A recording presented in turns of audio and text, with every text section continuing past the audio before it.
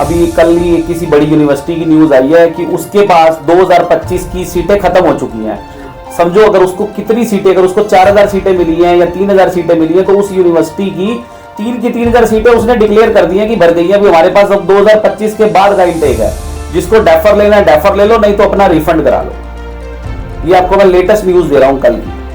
नवंबर के इनटेक के लिए अगर कोई 23 पास आउट का बच्चा अपना वीजा अप्लाई कराना चाहता है तो ये उसके पास राइट टाइम है। इसके बाद उसको एडमिशन नहीं मिलेगा, क्योंकि आज चल रहा है सितंबर, आखिरी मौका है। आखिरी मौका है, क्योंकि सितंबर चल रहा है।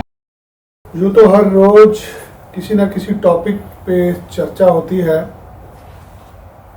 सवाल होते हैं लोगों के, मेरी कोशिश होती है जवाब देने की। आज एक गेस्ट हैं, साथी हैं मेरे पुराने, वीज़ा इंडस्ट्री से जुड़े हुए, एक लंबा समय का एक्सपीरियंस है इनको। आज इनसे जानेंगे कि आज इंडस्ट्री का क्या हाल है। स्पेशली इनकी जो एक्सपर्टीज़ है वो ऑस्ट्रेलिया स्टडी वीज़ा में है। मेरे साथ अमित सहगल हैं जो कि आज बच्चों के सवालों के जवाब देंगे, अपना खुद का एक्सपीरियंस शेयर करेंगे कि इनकी ज़िंदगी के अंदर कैसे कैसे मोड़ पर इन्होंने बच्चों को जागरूक किया और क्या क्या परेशानियां हैं। अमित जी स्वागत है। नमस्कार विनय जी। नमस्कार। ठीक है, बहुत बढ़िया जी, आप बताइए क्या चल रहा है आजकल। ऑस्ट्रेलिया की थोड़ी थोड़ी वीज़ा की अंदर मूवमेंट शुरू हुई है जी। कनाडा भर गया, कनाडा ऑलमोस्ट बच्चा जाके राजी नहीं है आज के टाइम में। कनाडा क्यों नहीं जाना चाहता बच्चा बेसिकली यहाँ से, तो आपको पता ही है, जो हमारी हरियाणा पंजाब की मेजॉरिटी जो क्लाइंट हैं वो जाकर वहाँ पढ़ने के साथ साथ काम करना और सेटलमेंट लेना चाहते हैं। और जो आजकल बच्चों को काम के अंदर थोड़ी मुश्किल आ रही है, क्योंकि पिछले कुछ समय से जो हालात आपको नज़र आ रहे हैं वो हालात यही हैं कि लगभग जो लोगों को सुनने में आ रहा है, वहाँ की सिचुएशन सुनने में आ रही है कि काम नहीं है पढ़ने के साथ साथ। कनाडा ने अपना लिविंग एक्सपेंडिचर बढ़ा दिया, ज़्यादा से ज़्यादा पैसा लेके आप आओ। लिविंग एक्सपेंडिचर पहले जो $10,200 का GIC हुआ करता था, आज वो $20,000 हो गया। तो पेरेंट्स के पास इतनी सेविंग नज़र नहीं आ रही है, क्योंकि जब से ये शुरू हुआ है उसके बाद से क्लाइंटेज बहुत ज़्यादा कम हो गई है। अभी $20,635 का एक लिविंग का अमाउंट ही लेके आना, उसके बाद इतने ही लगभग आपकी ट्यूशन फीस। तो अराउंड 25-26 लाख से लेके 30 लाख लेके जाना कनाडा में, वो उनको कहीं ना कहीं दुख दे रहा है। जो लोगों के पास पहले 15-16 लाख में वो अपने बच्चे को एक विदेशी पढ़ाई पढ़ा सकते थे, आज उन्हें अपना बजट बढ़ाना पड़ रहा है। ऑस्ट्रेलिया आसान लग रहा है? ऑस्ट्रेलिया कंपैरेटिवली कनाडा से थोड़ा इजी है, क्योंकि उसके अंदर जो ट्यूशन फीस स्टार्ट होती है वो सालाना 8 से लेकर 10 लाख में शुरू हो जाती है। और वहाँ जो पैसा है वो लेके नहीं जाना पड़ता साथ में। एक पैसा जो हमारे पास रहेगा हमारे पास ही, बस हम अपने बच्चे को जरूरत पड़ने पर भेज सकते हैं। ऑस्ट्रेलियन गवर्नमेंट बोलती है शो करा दो, दिखा दो कि आपके पास इतना सफिशिएंट पैसा है कि बच्चा आराम से अपनी स्टडी को कवर कर ले और खाने पीने का। कनाडा कंपैरेटिवली बोलता है हमारे पास लेके आ जाओ। तो इन दोनों पॉइंटों को अब लोगों को कंपेयर करें तो Australia visa point of view देखे तो कनाडा इजी है, बट अगर खर्चे पॉइंट ऑफ देखे, मनी पॉइंट ऑफ व्यू देखे तो ऑस्ट्रेलिया कम खर्चे में भी बच्चा ऑस्ट्रेलिया चला जाता है। आज हर किसी को ऑस्ट्रेलिया क्यों जाना है? ऑस्ट्रेलिया में वर्क अपॉर्चुनिटी बहुत अवेलेबल है कंपैरेटिवली टू कनाडा। उनकी इकोनॉमी भी अच्छी है, लोगों के पास, लोगों को काम की जरूरत है। बात तो पढ़ाई की हो रही है, स्टडी वीजा की हो रही है, तो ये अपॉर्चुनिटी कहाँ से आ सर, यहाँ का जो बच्चा है वो सारा का सारा पढ़ने कहाँ जाता है? अगर किसी को पढ़ना ही है तो वो उसको इंडिया में बहुत अच्छे अच्छे इंस्टीट्यूट्स हैं, प्रिपरेशन करके वो बच्चा IIT में जा सकता है। हमारे यहाँ पे बहुत अच्छे अच्छे इंस्टीट्यूट है जिसमें लोगों को बहुत अच्छी एजुकेशन इंडिया वाले भी देते हैं। बट हमारे यहाँ पे लोगों को चाहिए थोड़ी सेटलमेंट, थोड़ी अपने घर से आज़ादी। थोड़ी क्या पूरी सेटलमेंट चाहते हैं? हाँ, परमानेंट, मतलब PR भी मिले, थोड़ी तो पढ़ाई भी मिले और साथ साथ काम भी दे रहा था ना। कनाडा की अपॉर्चुनिटी आप लेना नहीं चाहते? हाँ, अब आप कहते हो कि नहीं हमें तो ऑस्ट्रेलिया जाना। अब लोग वहां से भी मूव करने की सोच रहे हैं, वापिस आना शुरू हो गए हैं। मेरे बहुत सारे स्टूडेंट ऐसे भी हैं जो कनाडा से बोल रहे हैं कि नहीं, को ऑस्ट्रेलिया में भी काम खत्म हो जाएगा, फिर क्या करेंगे? और फिर ये ऑस्ट्रेलिया से भी वापसी की तरफ दौड़ेंगे।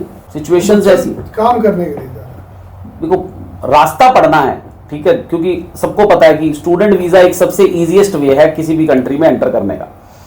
अगर एक बार एंट्री मिल जाती है पढ़ने के साथ साथ, क्योंकि वहां की गवर्नमेंट खुद अलाउ करती है कि आप पढ़ने के साथ साथ काम कर सकते हो। अगर हम कंपेयर करें अपने इंडिया से तो यहाँ क्लास सुबह 9 बजे शुरू होती है और शाम को 5 बजे तक चलती है। वही हम लोग बात करें वेस्टर्न कंट्रीज की तो वहां पे हफ्ते के अंदर आपको 20 घंटे पढ़ना है, 4 से 5 दिन। वीजे कितने % लगते हैं ऑस्ट्रेलिया के? ऑस्ट्रेलिया पिछले साल तक तो बहुत अच्छा था, पर अभी जो इन्होंने कैपिंग की है 2,70,000 स्टूडेंट की, जिसमें से एक 45 के आसपास इन्होंने यूनिवर्सिटीज़ को दिया कि ये सिर्फ गवर्नमेंट यूनिवर्सिटीज़ का स्टूडेंट जा सकता है। अगर हम लोग बात करें कॉलेजेस की तो 90,000 के आसपास इन्होंने सीट दी है वोकेशनल एजुकेशन में, जो पहले सुनने में आ रहा था कि लगभग ये ना के बराबर ही वोकेशनल में बच्चा जाएगा, लेकिन अब उन्होंने 90,000 की आसपास की जो सीटें हैं वो वोकेशनल को दी हैं। वीजा मिलेगा? वीजा देखो कैपिंग के हिसाब से वीजा किसको मिलेगा किसको नहीं मिलेगा ये डिपेंड करता है असेसमेंट लेवल के ऊपर। अगर ये कल को अपना असेसमेंट लेवल खत्म कर देते हैं, जो इन्होंने रूल निकाला है कि 23 के हिसाब से जितने बच्चे रिक्रूट किए थे, जितनी भी सीटें अलॉट हुई हैं, तो अगर तो इन्होंने असेसमेंट लेवल को खत्म कर दिया, फिर हमारे हिंदुस्तान के बच्चों के लिए है कि वो वोकेशनल में जो सबसे ज्यादा बच्चा इंटरेस्टेड होता है वोकेशनल का, क्योंकि एक तो क्वालिफिकेशन स्किल्ड क्वालिफिकेशन बच्चे को मिलती है और ऊपर से उस कोर्स के अंदर बच्चों की फीसिस भी बहुत कम है कंपैरेटिवली टू, अगर हम लोग यूनिवर्सिटीज की बात करें जिसकी फीस 30, 35, 40 हजार डॉलर है, और कॉलेजेस की बात करें तो 25 से 30 हजार डॉलर है। वही वोकेशनल का कॉलेज आपको 10,000 डॉलर यानी लगभग 5.5 से 6 लाख रुपए में मिल जाता है, और बच्चा वही करके राजी है। अगर असेसमेंट लेवल चेंज हुआ तो, अगर असेसमेंट लेवल उन्होंने खत्म कर दिया, फिर तो शायद ये वीजा बहुत ज्यादा इंडिया को भी देंगे या हर कंट्री को देंगे। अगर कहीं असेसमेंट लेवल इन्होंने खत्म नहीं किया तो हमारा इंडिया असेसमेंट लेवल 3 में है, 3 लेवल के हिसाब से सक्सेस रेशो वही रहेगा जो पहले था 10%, 15% वोकेशनल। आप श्योर है असेसमेंट लेवल बदल जाएंगे? सर देखो, ये मैं अभी कुछ नहीं कह सकता, ये तो जनवरी फरवरी के बाद जो लास्ट अभी इनकी अमेंडमेंट होनी है, जो लास्ट मीटिंग में ये पास करना है इन्होंने अपने पार्लियामेंट में, ये उसके बाद ही फाइनल होगा। आपको बहुत सारे लोग सुन रहे हैं जी, जिन्होंने अपनी जिंदगी के डिसीजन लेने हैं आपके बोलने से। सर ये कितने % श्योर है असेसमेंट लेवल चेंज वो बंद हो जाएगा? श्योरिटी असेसमेंट लेवल खत्म, देखो सुनने में तो यही आ रहा है। तो मैंने भी सुना है मिनिस्ट्रियल डायरेक्शन जो 107 है जी, वो कह रहे जैसे कैपिंग शुरू होगी ये मिनिस्ट्रियल डायरेक्शन हट जाएगी, जो वीज़ा है 1-1, 2-2 दिन में वीज़े आने शुरू हो जाएंगे और असेसमेंट लेवल भी बदल जाएगा। विनय जी, टाइम फ्रेम वीजा का 1 दिन रहे 2 दिन रहे वो डिपेंड करता है नंबर ऑफ एप्लीकेशन के ऊपर कि कितनी एप्लीकेशन लॉन्च होती है और उनके पास कैपिंग आ गई ना, कितने कैपिंग तो पहले ही आ चुकी है, जब हाँ। कैपिंग ही आ गई है तो वीज़ा रिफ्यूज क्यों होगा? अभी कल ही किसी बड़ी यूनिवर्सिटी की न्यूज आई है कि उसके पास 2025 की सीटें खत्म हो चुकी हैं। समझो अगर उसको कितनी सीटें, अगर उसको 4,000 सीटें मिली हैं या 3,000 सीटें मिली हैं, तो उस यूनिवर्सिटी की 3,000 सीटें उसने डिक्लेयर कर दी हैं कि भर गई है, अभी हमारे पास अब 2025 के बाद का इंटेक है, जिसको डेफर लेना है डेफर ले लो, नहीं तो अपना रिफंड करा लो। ये आपको मैं लेटेस्ट न्यूज दे रहा हूं कल की।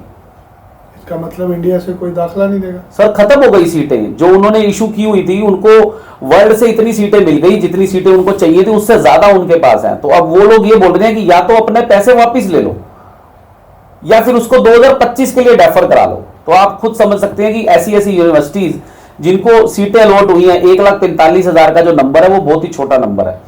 उन नंबर्स के अंदर बड़ी बड़ी यूनिवर्सिटीज के पास तो ऑलरेडी इतनी वर्ल्ड से ही एप्लीकेशन आनी है, एप्लीकेशन सिर्फ इंडिया से तो आनी नहीं है, ऑस्ट्रेलिया से तो वो डाइवर्सिटी है, बच्चा हर जगह से आता है। तो जो लोग खुशी मना रहे हैं कि असेसमेंट लेवल बंद हो जाएगा, वीजा 100% शुरू हो जाएगा, इसका मतलब उनको सीट नहीं मिलने वाली। सीट मिलेगी तभी जब उनके पास सीट होंगी। जब सीट मिलेगी क्यों? जब दुनिया से बच्चा आने के लिए तैयार है ऑस्ट्रेलिया। बिल्कुल, बहुत सारी कंट्रीज ऐसी हैं जो नॉर्थ अमेरिका से साउथ अमेरिका से बच्चा जाता है। तो भारत से बच्चा क्यों लेंगे?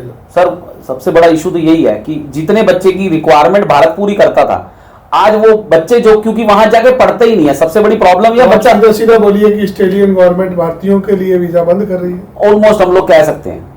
ये मौका दोबारा तो नहीं हम लोग कॉलेज से बात करते हैं तो कॉलेज वाले क्या बोलते हैं हमें, कॉलेज वाले बोलते हैं कि हमारे पास अगर 10,000 सीटों का कोटा था तो हमें 600 सीटें मिली हैं, हम वो 600 सीटें तो ऑनशोर में ही भर देंगे। हम सुनने वालों को क्यों नहीं बता रहे कि आने वाले समय में ऑस्ट्रेलिया जाना नामुमकिन हो जाएगा? लगभग मैं आपको आज की न्यूज देता हूँ, मेरे आज 3 वीजा निकले हैं, वो वीजा 90 दिन के बाद आए हैं।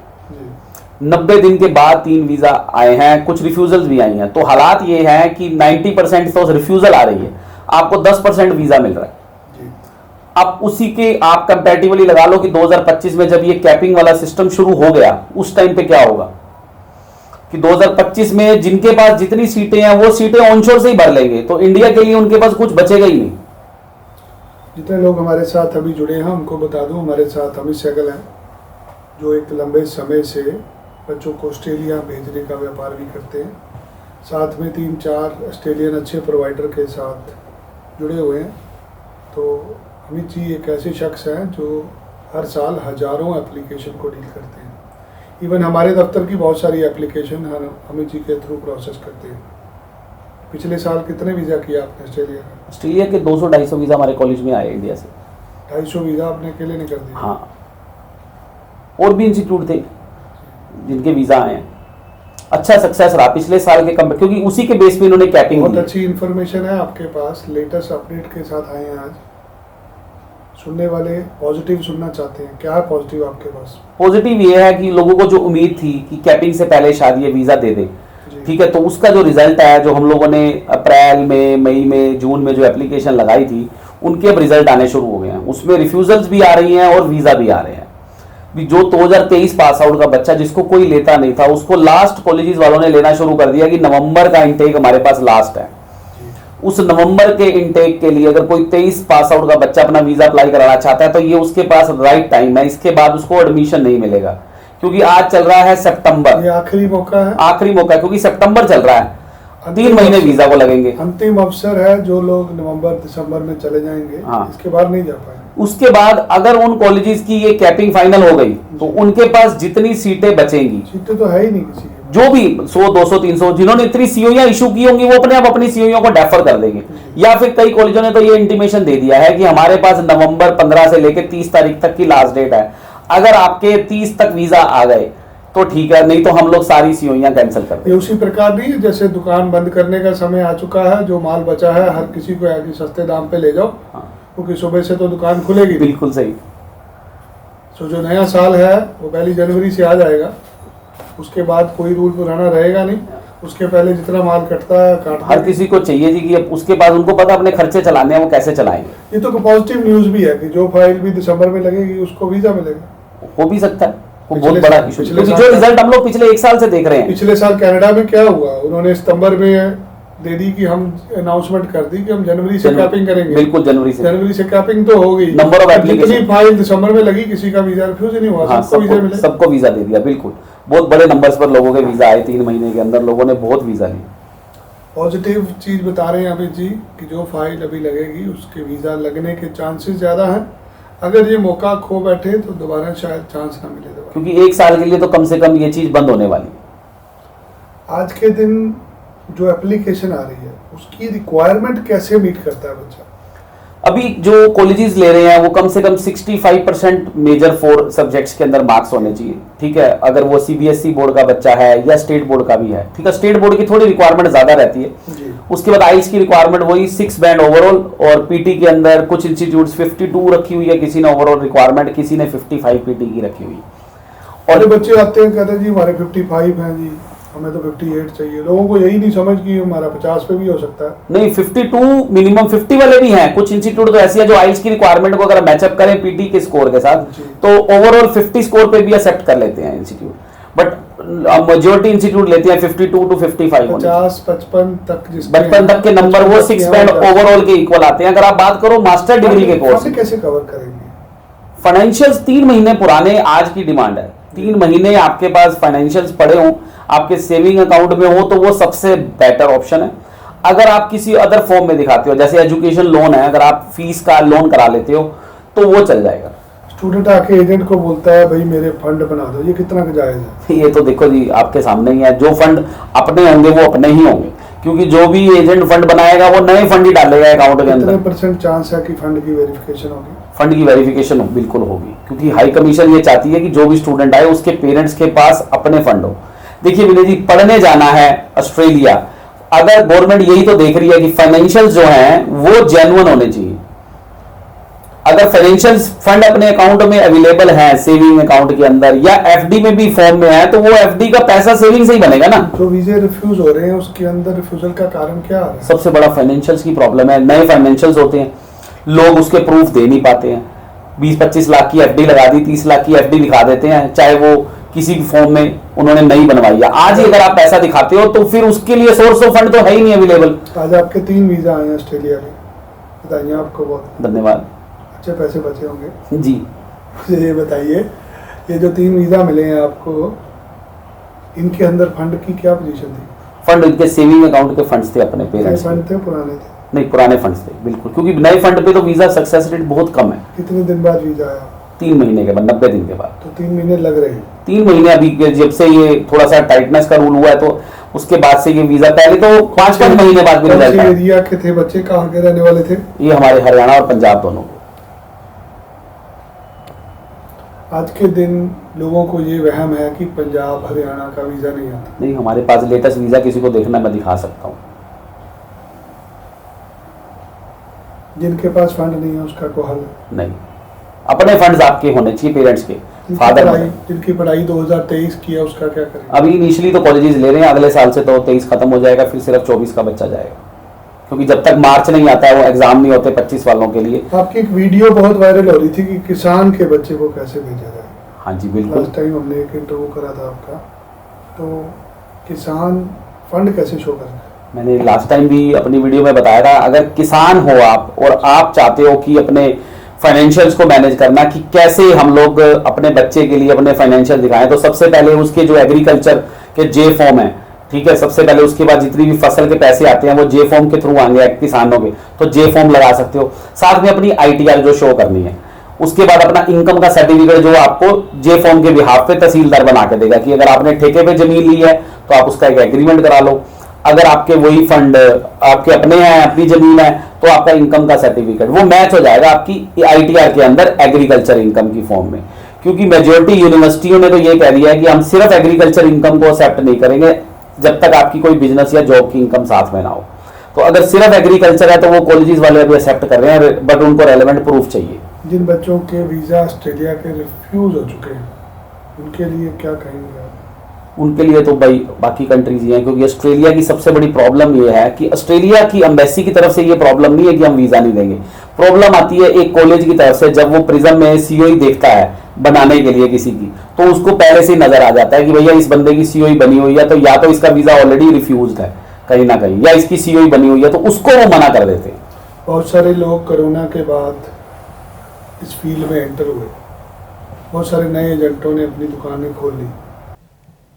आज क्या पोजीशन है जो नई दुकानें खोली थी उनकी? चले गए लोग छोड़ के, क्योंकि वो टिके हुए थे, रिसेंट फंड डाले, एम्बेसी वीज़ा दे रही थी, कनाडा के बाद नाम पे टिके हुए थे, GIC कराया, बच्चा चला गया। अब जब उन्होंने टाइट कर दिया है तो लोग बाहर निकल के राजी नहीं है, लोग सोचते हैं हम लोग अपने इंडिया में बच्चों को भेजें। और सबसे बड़ा इस साल का जो रहा है कि जितने भी पेरेंट्स थे जो चाह रहे थे अपने बच्चों को कनाडा भेजना, ऑस्ट्रेलिया भेजना, जब से ये टाइटनेस हुआ है उसके बाद से इस बार रिकॉर्ड टूटा है, हर कॉलेज के अंदर बच्चों ने एडमिशन ले लिया। यानी इस साल सबसे ज़्यादा कॉलेजेस में बच्चों ने एडमिशन लिया है कंपैरेटिवली बाहर जाने के, उन्होंने अपनी इंडिया के अंदर ही स्टडी को कंटिन्यू किया है। कोरोना के बाद 500% के करीब उछाल आया था इमिग्रेशन इंडस्ट्री में। जहाँ पे 100 दुकानें थी वहाँ पे 500 दुकानें हो गई थी। आज विनय जी ऑफिस खाली पड़े हुए हैं, आप जाइए। इमिग्रेशन इंडस्ट्री में फिर से एक तरह का उछाल आया हुआ है। बहुत सारे लोग आपको वॉच करते हैं। आप एक इमिग्रेशन कंसल्टेंट जिसने दुकान खोली थी, आज जिसके पास रोटी नहीं खाने के लिए, उसको क्या सलाह देते हो, क्या करे हो? सर वो कुछ ना कुछ देखो, ये 2 साल इंडस्ट्री डाउन रहने वाली है जी। अगर आप बात करो कनाडा और ऑस्ट्रेलिया की खास तौर पर जी। ये 2 साल कनाडा ऑस्ट्रेलिया के लिए दोनों ने जो पॉलिसियां बनाई हैं वो पॉलिसियां कहीं ना कहीं माइग्रेंट्स रोकने के लिए हैं। उनको जो चाहिए वो स्किल्ड बंदा चाहिए, पैसे वाला बंदा चाहिए, जो कह रहे हो 2 साल काम चलने वाला नहीं है, तो बंदा कुछ ना कुछ अपना कुछ नया बिजनेस करेगा किसी और तरफ, या किसी और तरफ। यूरोप की तरफ लोग बहुत ज़्यादा मुड़ गए हैं, लोग यूरोप जाना शुरू हो गए हैं, इंक्वायरियाँ यूरोप, क्योंकि उसका खर्चा भी 8 से 10 लाख के बीच में आ रहा है। क्योंकि आज ऑस्ट्रेलिया जाना है तो आपको अच्छी यूनिवर्सिटी में एडमिशन लेना पड़ेगा अगर वीज़ा चाहिए, और अगर आपको कनाडा जाना है तो कनाडा में आपको हालात पता है कि अगर आप घर से पैसे वाले हैं और ये सोच के जा रहे हैं कि मैं पढ़ने जा रहा हूँ, तो कनाडा जाइए, मास्टर डिग्री के लिए जाइए, स्पाउस को साथ लेके जाइए, आपको स्पाउस का साथ का वीज़ा मिल जाएगा, उसका वर्क परमिट मिल जाएगा, वो काम कर सकते हैं, आप अपनी पढ़ाई कर सकते हैं। अगर कोई 12th वाला बच्चा ये सोचे कि मैं जाऊँगा और पैसे कमा लूँगा, वो आज की पोजीशन पहले वाली नहीं है, उसमें बहुत बड़ा चेंज आ चुका है। बहुत सारे लोगों के लिए अमित सहगल एक जरिया भी है B2B का काम करने का। हाँ जी, बहुत सारे लोग हैं, बहुत सारे लोगों को आपने सिखाया भी है काम, बहुत सारे लोगों की हेल्प भी करते हैं। आपके पास उन लोगों के लिए क्या ऑप्शन है अभी? ऑस्ट्रेलिया के लिए जो हमारे पास ओपन अभी है कॉलेजेस, उसमें हम लोग एडमिशन दे रहे हैं 23-24 पास ले आउट रहे हैं वाले। एडमिशन अभी भी? हाँ, हम लोग 2 दिन में एडमिशन ले देते हैं। और अगर बच्चे के पास क्योंकि हम लोग सिर्फ उन्हीं एप्लीकेशन को एंटरटेन कर रहे हैं जिनके पास अपने फाइनेंशियल्स अवेलेबल हैं बच्चों के पास। अगर फाइनेंशियल्स नहीं है, हम स्ट्रेट वे मना कर देते हैं, इज नॉट एलिजिबल। अगर अपने फाइनेंशियल्स हैं 23 से 24 लाख के, उन सब के लिए अभी भी हम लोग 2 से 3 दिन में ऑफर लेटर और 1 हफ्ते के अंदर उसका जीडी क्लियर हो जाता है, क्योंकि जीडी में उनके आईटीआर फाइनेंशियल सारा हम लोग एक ही बार भेज देते हैं। और जैसे ही उन कॉलेज को ओके लगता है वो हमें अप्रूव करा देता है, उसके बाद बच्चा ट्यूशन फीस भरकर अपनी सीओई ले सकता है। एक पर्सनल सवाल पूछना चाहूँगा आपसे, जी आशा करूँगा आप जवाब देने की कोशिश करेंगे। जी। सारी इंडस्ट्री में लोग खुद की दुकान चलाते हैं, आप लोगों की दुकान चलाते हैं, क्योंकि आप B2B पे क्यों विश्वास करते हैं? मैं एक गीता की एक फिलोसफी को मानता हूं कि सिर्फ अपने लिए ही काम मत करो, दूसरों के लिए भी करो। अपने लिए तो दुनिया करती है, हम लोग दूसरों की हेल्प करते हैं, उसमें हमारी हेल्प अपने आप हो जाती है। जब मैंने आपसे एक एप्लीकेशन लेके आपके बच्चों का वीज़ा लगवा दिया तो ऑटोमेटिकली अगर आपको कुछ बचेगा तो मुझे भी बचेगा। तो परमार्थ के लिए भी कुछ काम किए जाते हैं, इसलिए हम लोग परमार्थ के लिए कर रहे हैं, क्योंकि समाज में हम लोगों ने रहना है और हम भी तो समाज में ही रह रहे हैं। तो अगर मैं सिर्फ अपना भला सोचूंगा तो ठीक है, मैं लिमिटेड सोचूंगा। जब मैं सबका सोचूंगा तो मेरा अपने आप भला हो जाएगा। तो कर भला सो हो भला, सबका साथ सबका विकास। सबका साथ सबका विकास, ये भी कह सकते हैं। क्योंकि सभी, मैं आज तक इस इंडस्ट्री में अगर खड़ा हुआ हूं तो B2B की वजह से। मैं रिटेल बहुत कम करता हूं। मेरे जितने भी एप्लीकेशन, आज भी जो मेरे वीज़ा आए हैं वो मेरे वीज़ा वाले भाइयों के ही वीज़ा आए हैं, जो अदर कंसल्टेंट है, चाहे वो हरियाणा से हैं चाहे पंजाब से हैं। मैंने जो 15 साल में नाम कमाया वो सिर्फ B2B में ही कमाया। तो अभी स्टैम्प वीज़ा की नई शाखा कहाँ खुली है? हमने जीरकपुर के अंदर ओपन किया। वहाँ पे क्या करने जा रहे हैं? यही B2B का काम कर रहे हैं। नहीं सोचा है कुछ डायरेक्ट भी करने जा रहे हैं? डायरेक्ट देखेंगे थोड़ा बहुत, जैसा एप्लीकेशन जो अपने रेफरेंस वाले लोग हैं जिनके हमने वीज़ा लगवाए हैं वहाँ से एप्लीकेशन आती है, पर ज़्यादा फोकस हमारा आज भी B2B पे ही। आजकल बहुत भयंकर वीडियो बना रहे हैं आप। जी, लोगों के लिए थोड़ा मोटिवेशनल वीडियो है। जो लोग अपना बिजनेस शुरू करना चाहते हैं, जो लोग चाहते हैं 10-15 हज़ार 20 हज़ार की नौकरी कब तक करेंगे। मैं खुद जीरो से स्टैंड हुआ हूँ, मैंने मेहनत की है, ठीक है। और आज मैं अपना उस एक्सपीरियंस लोगों के साथ शेयर करना चाहता हूँ कि मैंने जो ज़िंदगी में मेहनत की है, जो चोटें खाई हैं, क्या करना है क्या नहीं करना है, कौन कौन सी चीज़ों से हमें बचना है, ये सारी की सारी वीडियो आने वाले मेरे उस इंस्टाग्राम पेज पे भी मैं डालने वाला हूँ कि क्या करें जिससे हम लोग सक्सेसफुल हों, क्या करें कि हमारे को मन के अंदर से एक डर खत्म हो जाए। लोगों में डर होता है ना, बिजनेस करना है, हाय मेरा ये बिजनेस चलेगा कि नहीं चलेगा। तो मुश्किलें तो जीवन में आएंगी। अगर मुश्किलों से डर कर हम लोग बैठ जाएंगे तो कामयाब नहीं हो सकते। अब हमारी इंडस्ट्री में भी मुश्किल है, सब दोस्तों को भी मैं बोलना चाहता हूँ। तो ये टाइम है, हमने अच्छा टाइम भी देखा है तो हमारे लिए ये बुरा टाइम भी आया है, तो कोई बात नहीं, ये भी निकल जाएगा। तो टाइम तो दिन है तो रात है, रात है तो दिन है, तो ये भी निकल जाएगा। उसके बाद फिर उनको ज़रूरत पड़ेगी माइग्रेंट की, तो we people are here to serve them. यहाँ पॉपुलेशन की कमी है नहीं, जितनी जॉब्स लोगों को इंडिया में मिलती हैं वो लोग इंडिया में काम करते हैं। जिनको बाहर जाने का सपना है, विदेश में सेटल होने का है, चाहे वो उनके भाई बंधु बाहर हैं, दोस्त बाहर हैं या रिश्तेदार बाहर हैं, अगर वो वहाँ जाकर पढ़ना चाहते हैं तो हम लोग बैठे हैं उसी के लिए। मुझे लग रहा है जल्द आप आश्रम खोलेंगे। नहीं, आश्रम का तो ऐसा कोई विचार नहीं है। आश्रम तो हमारे, देखो सन्यास जो है, सन्यास बेसिकली किसको बोलते हैं, लोग सन्यास को ये बोलते हैं कि यार अगर हमने चोला डाल लिया तो हम सन्यासी बन गए। हमारे को ठाकुर जी बोलते थे, गीता के अंदर उन्होंने क्या कहा है कि अर्जुन को कि मन से सन्यासी बनो। तो अगर हम लोग अपने मन को कंट्रोल करके रखें, ठीक है, तो वो हमारे लिए सन्यास जैसा ही है।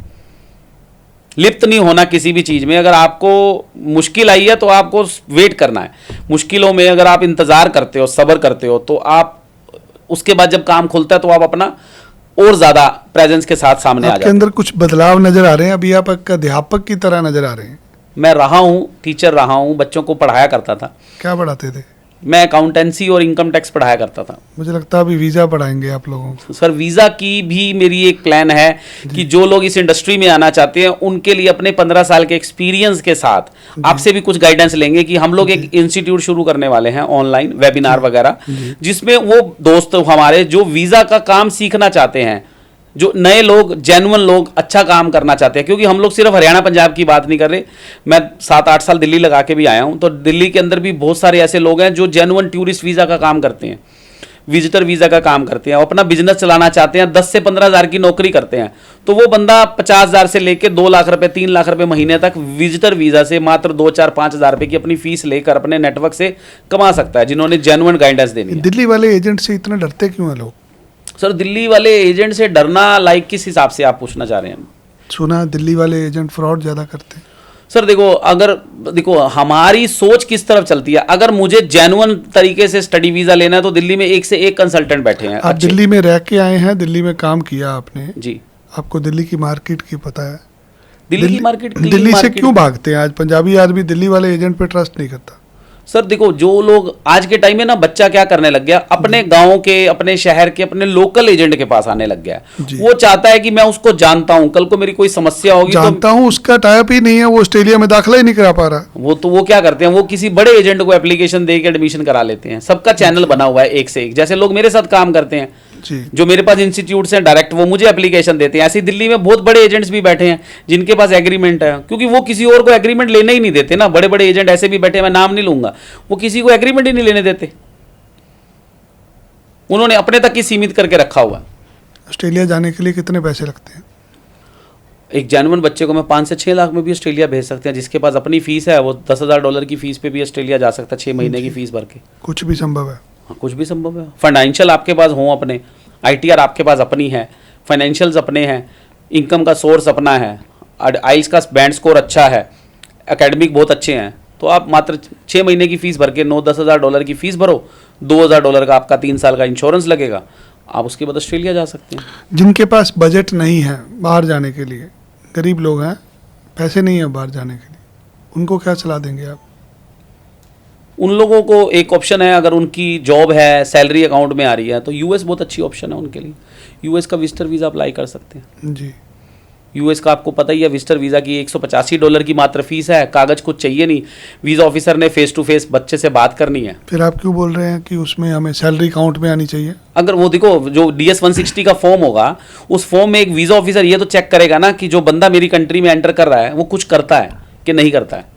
उन्होंने इंटरव्यू, इतना आसान है यूएस का वीज़ा? यूएस का वीज़ा इंटरव्यू बेस्ड है, 1 to 1। आप और मैं सामने बैठे हैं, आपने 2-4 क्वेश्चन पूछने हैं, मैंने उसका जवाब देना है। मुझे यूएस जाना क्यों है, मुझे क्या करने जाना है, मेरे पास पैसे हैं, खर्चे के लिए पैसे हैं कि नहीं है, कहाँ घूमना है। अगर वीज़ा ऑफिसर के सामने आप बिना झिझके खुल के ये जवाब देते हो तो ग्रांट उसी टाइम मिल जाती है। वो पासपोर्ट अपने पास रख लेंगे, हफ्ते में पासपोर्ट आपको मिल जाएगा स्टैंप होके, और वीज़ा भी 10 साल का मिलेगा। 10 साल तक घूमने जाओ, 5-6 महीने वहाँ रहो, वहाँ से कोई बिजनेस लेकर आप सोच सकते हो, अपनी एक अच्छी सोच के साथ इंडिया आ सकते हो। वहाँ किस तरह का बिजनेस चल रहा है, बड़ी बड़ी जो कंपनीज, अगर हम आज बात करें एयरटेल वगैरह की, उन्होंने क्या किया है। पुराने लोग जो जाया करते थे विदेशों में, विदेशों से आइडिया ही तो लेके आते थे। कुछ लोग हमारे इंडिया से आइडिया लेकर बाहर जाते हैं, कुछ बाहर की कंट्री वाले आइडिया लेकर इंडिया में आके काम शुरू करते हैं। यूएस विजिटर वीज़ा पे काम करना अलाउड होता है? बिल्कुल भी नहीं। वो आपको वीज़ा घूमने फिरने का दे रहे हैं, एक्सप्लोर करने का दे रहे हैं। हमारी कंट्री में टूरिज्म पे आओ, आकर आप टूरिज्म में देखो क्या यहाँ। गरीब आदमी का सवाल होता है, मुझे घूमने नहीं जाना, मुझे काम करने जाना है। देखो, गरीब भी तब तक गरीबी है जब तक आप उससे बाहर निकलने की कोशिश नहीं करते। शिक्षा एक ऐसा, मैंने अपनी एक वीडियो में भी बोला था, शिक्षा एक ऐसी चीज़ है, अगर आप उस नॉलेज को एक्वायर करते हो तो एक छोटा सा आइडिया आपकी ज़िंदगी बदल सकता है। किसी बड़ी कंपनी के अंदर आप उस आइडिया को दो, अगर उनको पसंद आता है तो वो आइडिया में आपको अपनी कंपनी में शेयर दे देते हैं। तो एक बेसिकली एक आइडिया ऐसी चीज़ है, जैसे ओला उबर ने नया आइडिया निकाला, जोमेटो ने निकाला, आज वो कंपनियां कहाँ पहुँच गई हैं। वक्त जरूर लगता है। गरीबी का मतलब ये नहीं है कि सारी जिंदगी बंदा गरीब ही रहेगा। अगर वो कोशिश करेगा, शिक्षा प्राप्त करेगा और अपनी उस शिक्षा का यूज, बुद्धि का यूज अपनी मेहनत के साथ लगा दे, तो वही मेहनत उसको कामयाब बना सकता है। कोई आपकी अचीवमेंट जो आज तक आपको लगता है कि बहुत बड़ी अचीवमेंट थी आपकी? मैं सर एजुकेशन इंडस्ट्री में शुरू से ही रहा हूँ। मास्टर डिग्री करने के बाद ट्यूशन्स लेता था। 12th +2 क्लास में था मैं, 12th में जब मैंने ट्यूशन्स पढ़ानी शुरू की, धीरे धीरे मुझे नॉलेज होती गई, बच्चों को पढ़ाता गया। पढ़ाने के साथ साथ मुझे एक अचीवमेंट ये मिली कि मैं ऑस्ट्रेलिया जैसी बड़ी कंट्री के साथ जुड़ गया 2007 से। 2007 से लेकर जो मेरा एक्सपीरियंस रहा है 2024 तक का, उसमें मैंने जो ऑस्ट्रेलियन गवर्नमेंट का सिस्टम देखा है कि जब वीज़ा खोलता है ऑस्ट्रेलिया तो वो देखता नहीं है, वो वीज़ा बहुत बढ़िया खोलता है, और उसके बाद जब वो बंद करता है तो वो 1-2 साल के लिए बंद कर देता है। तो अपनी अचीवमेंट ये रही है कि हमने सबसे ज़्यादा जो स्टूडेंट भेजा है ऑस्ट्रेलिया में, वो सारा खुश है। उसमें से मैंने किसी बच्चे को वापस आते नहीं देखा। कनाडा से मैंने बहुत बच्चे वापस आते देखे हैं, और आज भी देख रहा हूँ। मेरे खुद के रिलेटिव्स हैं, कई नॉन्स में हैं जो कनाडा में सेटल हैं, वो रोज़ बताते हैं कि जी काम नहीं है यहाँ पे, अब बच्चे वापस जाना शुरू हो गए हैं बहुत सारे। ठीक है, कॉलेजेस वाले खुद बताते हैं कि इस टाइम जो एडमिशन्स, उनके पास सीटें पड़ी हैं पर स्टूडेंट्स आके राजी नहीं है। इस टाइम पे जो हालात हो गए हैं, क्योंकि बच्चों को पढ़ाई के साथ साथ काम भी चाहिए। कोई ऐसी टिप जो आप देना चाहोगे आज के बच्चों को जिससे वो ऑस्ट्रेलिया का वीज़ा ले पाएँ? देखिए सबसे पहले पेरेंट्स के लिए सलाह है कि वो अपने, क्योंकि देखो वीजा मिलेगा किसी भी स्टूडेंट को वो उसकी क्वालिफिकेशन के साथ साथ जी पेरेंट्स के फाइनेंशियल्स पे मिलेगा। तो अगर कोई भी पेरेंट्स आज जो गवर्नमेंट सर्विस में है, जो बिजनेसमैन है, और उसका बच्चा अगर 23 का पास आउट है या 24 का पास आउट है, तो इससे कैपिंग से पहले अगर वो अपना वीज़ा अप्लाई करना चाहें, जिनके पास अपने 24-25 लाख रुपए के फंड अवेलेबल हैं, तो वो किसी भी कॉलेज में आराम से एडमिशन करा सकता है, क्योंकि कॉलेज वाले अभी आराम से एडमिशन दे रहे हैं जी। वो बच्चे इस टाइम उनके लिए लास्ट चांस है, जैसा हमने शुरू में भी डिस्कस किया। वो बच्चे अगर अपना वीज़ा अप्लाई कराना चाहते हैं तो वो अभी संपर्क कर सकते हैं। एक हफ्ते के अंदर अगर आपने सितंबर तक फाइल लगा ली तो 3 महीने का टाइम है, लास्ट दिसंबर का टाइम है। दिसंबर तक अगर वीज़ा आ जाते हैं उनके 90 दिन के अंदर, देखो 2 ही काम होंगे, या वीज़ा आएगा या रिफ्यूज़ल होगा जी। जब तक आप वो स्टेप नहीं लोगे तब तक तो आपका वीज़ा नहीं आएगा। अगर आप अप्लाई नहीं करोगे तो आप वैसे ही फेल हो जाओगे, अगर आपने कोशिश ही नहीं की। तो कोशिश ना करने से बेटर है कोशिश कर ली जाए, क्योंकि कहते हैं ना, जब किस्मत का पिटारा खुलता है तो किसका खुलता है वो किसी को नहीं पता। तो ये लास्ट चांस है अप्लाई करने का। अगर 24 का पास आउट, 23 का पास आउट बच्चा ऑस्ट्रेलिया में अप्लाई करना चाहता है, रिक्वायरमेंट जो होती है उसमें बंदा नंबर भी अच्छे ले लेता है, आइल्स के पीटी में बैंड भी अच्छे ले लिए। अब समस्या आती है सारी फंड्स के ऊपर। सर इस टाइम पे सबसे बड़ा इशू फंड्स का ही है। अगर जिन पेरेंट्स के पास अपने फाइनेंशियल्स अवेलेबल हैं, एक तो वो जो पुराने फंड्स लेके बैठे हैं, और एक वो जिनके अपने बिजनेस चल रहे हैं या वो अपना एजुकेशन का लोन ले सकते हैं। तो लोगों को वहम है कि एजेंट पैसे लेके फंड शो कर देगा। सर उस पर वीज़ा नहीं है, क्योंकि आज एज ए वीज़ा ऑफिसर हम क्या सोचते हैं, वीज़ा ऑफिसर क्या सोचता है भी इसकी सोर्स ऑफ इनकम क्या है। 25 लाख की एफडी तो आपने एम्बेसी में लगा दी, अगर आप एम्बेसी के साथ प्रूफ ही नहीं लगा रहे हो कि वो 25 लाख रुपए कौन से अकाउंट से बन के आए हैं, तो आपको कोई वीज़ा कैसे देगा। वो वीज़ा ऑफिसर को साफ नज़र आएगा कि ये कहीं ना कहीं फाइनेंशियल अरेंज हुए हैं, किसी रिश्तेदार से लिए हैं या एजेंट ने हेल्प करी है। अगर आप अपना सेविंग की स्टेटमेंट साथ लगाओ, उससे पैसा शो किया हुआ है, बशर्ते आपके अकाउंट में पैसा ज़्यादा नहीं, आपने बिजनेस में डाला है, क्योंकि हमारे यहाँ बिजनेसमैन अकाउंट में पैसा कहाँ रखते हैं, सेविंग में, वो अपनी इन्वेस्टमेंट करके रखते हैं बिजनेस में। तो आप अपने करंट अकाउंट से पैसा निकाल सकते हो जिनके पास अवेलेबल है, उसकी ट्रांजैक्शन की हिस्ट्री तो बनेगी। और एक वीज़ा ऑफिसर को नजर आएगा कि उसकी साल की अगर 30-40 लाख की टर्नओवर हो रही है, तो ऑब्वियस ही बात है कि वो वहाँ पे आराम से सेटल हो सकता है। हमने ऐसे भी वीज़ा लिए हैं जिसमें फाइनेंशियल सिर्फ बहुत लिमिटेड थे, पर उनकी ट्रांजैक्शन हिस्ट्री देखकर एम्बेसी ने वीज़ा दिया। देखिए आपने बहुत सारी चीज़ें बताई, मैं भी हर रोज़ बताता हूँ लोगों को। अब समस्या ख़त्म होती है एक ही चीज़ पे, सारी रिक्वायरमेंट पूरी हैं, फंड है ही नहीं। अब ये बंदा क्या करे? तो उसके लिए फिर एक ऑप्शन है यूके, और यूके जाएगा पढ़ने के लिए। ऑस्ट्रेलिया ही जाना है और ऑस्ट्रेलिया ही नहीं जाना है, तो उसके लिए सिर्फ वेट का प्रोवाइडर में डाल सकते हो, जिसके अंदर आपको सिर्फ लिविंग एक्सपेंडिचर। एजुकेशन लोन से बंदा अप्लाई कर सकता है? हाँ बिल्कुल कर सकता है। लोन आप सिर्फ ट्यूशन फीस का करा सकते हो जी। अगर आपको बैंक आपका ये लिख के दे दे कि एजुकेशन प्लस लिविंग को वो लोन कर रहे हैं, सपोर्ट कर रहे हैं, उसके तो एक रास्ता ये है कि जिसके पास फंड नहीं है, अगर उसको बैंक सपोर्ट करता है, हाँ, अगर बैंक एजुकेशन लोन में हमें प्रॉपर सैंक्शन लेटर दे देता है, हाँ, विद लिविंग एक्सपेंस, तो उसके बेस पे वीजा हो सकता है। वीजा मिल जाता है। हाँ, क्योंकि वो तो क्या थर्ड पार्टी स्पॉन्सर चल जाता है? थर्ड पार्टी कुछ लिमिटेड तक, सब जगह पूरा 100% नहीं, क्योंकि अपने पेरेंट्स की भी इनकम होनी चाहिए जी। इनकम है 25 से 30%। आप अपना चाचा ताऊ मामा नाना दादा दादी वो तो चली जाते हैं। देखिए जो बंदा बाहर जाता है ना जी, मजबूर होता है। आपने भी शुरू में बोला कि लोग काम करने के लिए ही जाते हैं। आज के युवा बच्चों के पास कमाई का साधन नहीं है, गरीब हैं लोग, कैसे भी करके पैसे जुगाड़ कर लिया। अब जब फंड शो करने की बात आती है, वो बड़े बड़ों से नहीं होते, फिर उसके लिए वो फर्जी एजेंट को पकड़ता है। वही सबसे बड़ा इशू 2-4-5%। ये जो ऑस्ट्रेलिया बंद हुआ है उसका रीजन भी तो यही था ना, सबसे 1.5 से 2 लाख रुपया फंड के दे देता है, तो अपने पैसे खराब करते हैं लोग। तो उसका सोल्यूशन क्या है? एक तो आपने बता दिया कि लोन की तरफ जाए, education loan is the best source. अगर वो कहीं अपने रिश्तेदार से कोई फाइनेंशियली अगर उसकी हेल्प कर दे, उसका अपना स्पॉन्सर कोई जैसे सगा चाचा है या मामा है या नाना नानी है, वो अपने ITR या फाइनेंशियल कोई गवर्नमेंट सर्विस में किसी सगे भाई बहन के, सगे भाई बहन बिल्कुल फैमिली, क्लोज फैमिली मेंबर तो है ही है, brother sister, father mother, grandfather grandmother, paternal और मैटरनल, दादा दादी नाना नानी, ये चल जाते। तो अभी जो दिसंबर इनटेक की एडमिशन है कब तक होगी सर? और 5-7-10 दिन, क्योंकि आपको सितंबर तक तो फाइल लगानी पड़ेगी ना, अगर आपको दिसंबर तक का वीज़ा लेना है। अगर क्योंकि कुछ लोग कॉलेजेस ने अपना इनटेक डेफर करके बिफोर कर दिया, मतलब जिनका फरवरी था वो करते फरवरी में, तो जब कैपिंग होगी देखेंगे उन्होंने नवंबर के साथ दिसंबर भी कर दिया। तो अगर दिसंबर तक आपको मैक्सिमम फाइल का रिजल्ट लेना है तो आपको सितंबर तक किसी भी हालत में फाइल लगानी पड़ेगी। क्योंकि रिजल्ट 90 दिन में ही आ रहा है। चलिए, धन्यवाद आपका, आपने अच्छे से एक्सप्लेन करने की कोशिश करी है। सो जितने भी लोग हमारे साथ इस पॉडकास्ट में थे, अमित जी ने कोशिश करी है समझाने की कि फ़ंड को कैसे मैनेज कर सकते हो। मैं समझ सकता हूँ फंड नहीं है आपके पास, आप लोन करा लीजिए या किसी भाई बहन रिश्तेदार के फंड दिखा लीजिए। नकली फंड दिखाएंगे तो वीज़ा नहीं मिलेगा। धन्यवाद अमित जी। धन्यवाद।